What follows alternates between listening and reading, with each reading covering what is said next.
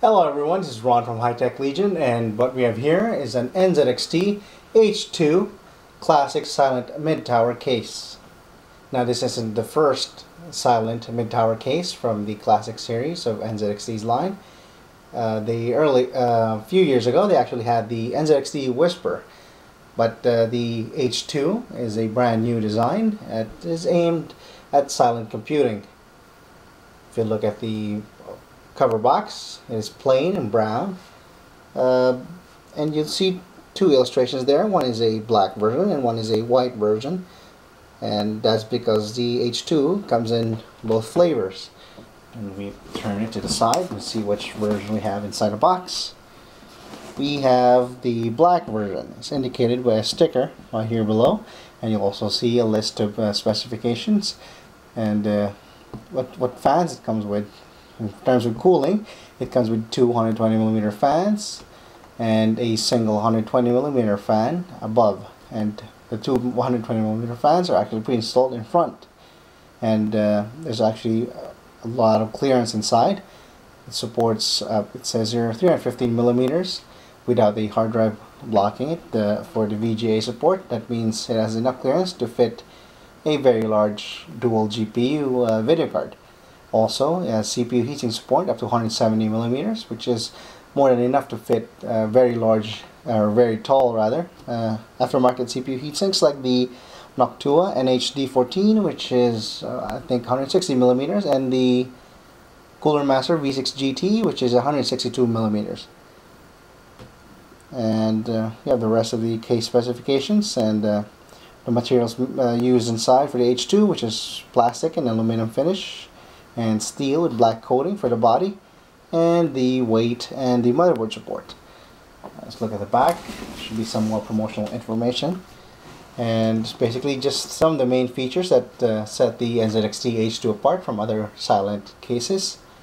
And you have touch powered fans, you have a 3-step 30-watt fan controller built in on the top, you have a hot swap SATA hard drive docking bay at the top as well, and you have support for up to 8 front-facing hard drive gauges, and there's also noise dampening foam. Since this is a silent oriented case, you have sound dampening foams in the front and on the sides, and you also have very good cable management at the back. Of course, we'll look at it closely once we get to opening the box, and that's actually what we're going to do now.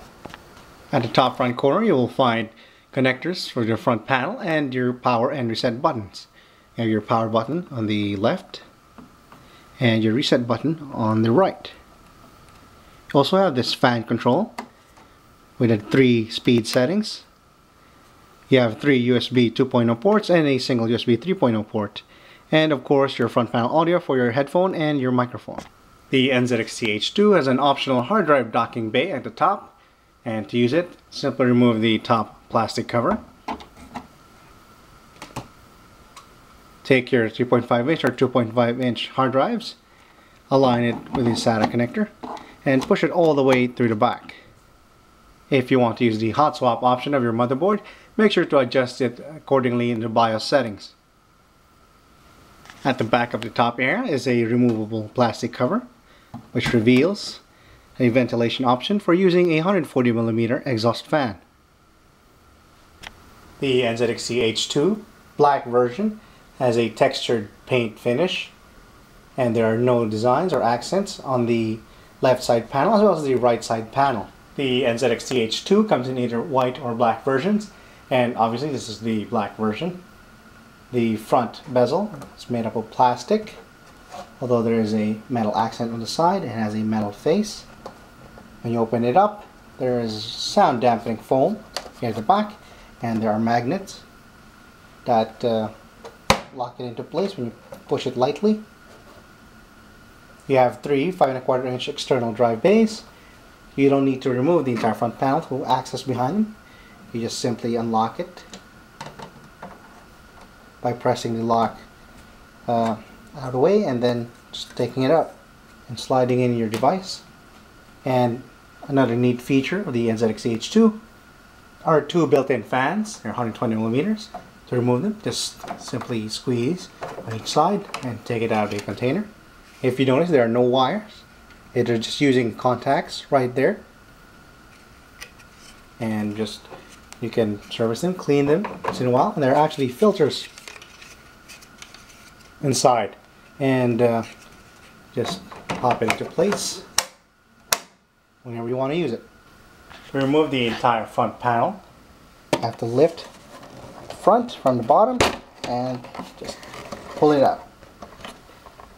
There is a single 120mm exhaust fan that comes pre-installed, and there is a USB 3.0 cable for the front panel that connects to the back of your motherboard.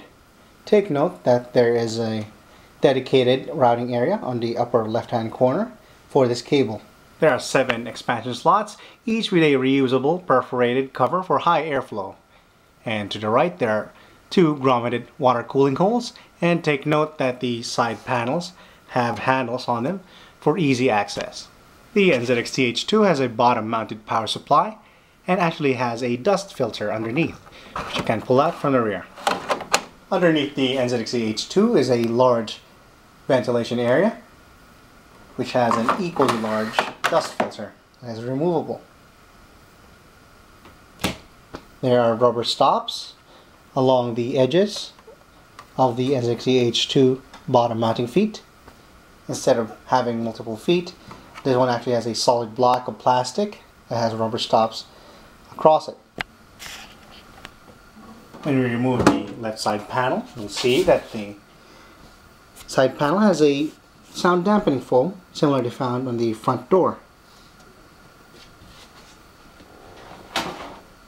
To open it, we can see that there's a large area, but we'll take a closer look at that later.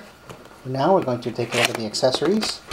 Right inside this white box, you have the manual. Which has multiple languages for installation.